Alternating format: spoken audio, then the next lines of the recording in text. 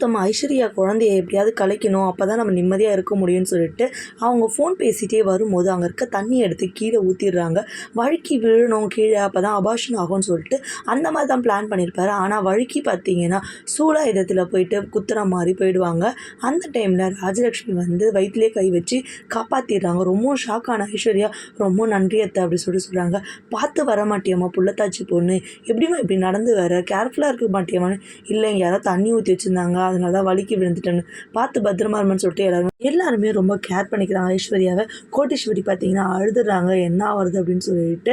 கௌதம் எப்போ பாரு இவ தப்பிச்சிட்டே இருக்கா, என்ன பண்ணுறதுனே தெரியலையே, அந்த வேலில் மட்டும் போய் குத்திருந்தா இந்நேரம் அவளும் குழந்தைய செத்துருப்பாங்க, நான் நிம்மதியாக இருப்பேனே அப்படின்னு சொல்லிட்டு சே அப்படின்றாங்க. அப்புறம் ஐஸ்வர்யா கிட்ட போய், என்ன கௌதம் அந்த வேலில் குத்தி இருக்கணும் தான் நீங்கள் நினைக்கிறீங்க, அதெல்லாம் ஒன்றும் ஆகாது, நீங்கள் கவலைப்படாதீங்க கௌதம், இதுக்கு ஒரு பரிகாரம் இருக்குது, அது மாமியாரும் புருஷன் தான் பண்ணணும் அப்படின்னு சொல்லிட்டு சொல்லிடுறாங்க. சித்திரதை பார்த்தீங்கன்னா நான் எந்த பரிகாரமும் பண்ண முடியாது அப்படின்னு. கௌதம் நான் எதுவும் பண்ண முடியாது, பண்ணி தான் அவனு சொல்லிட்டு தாத்தா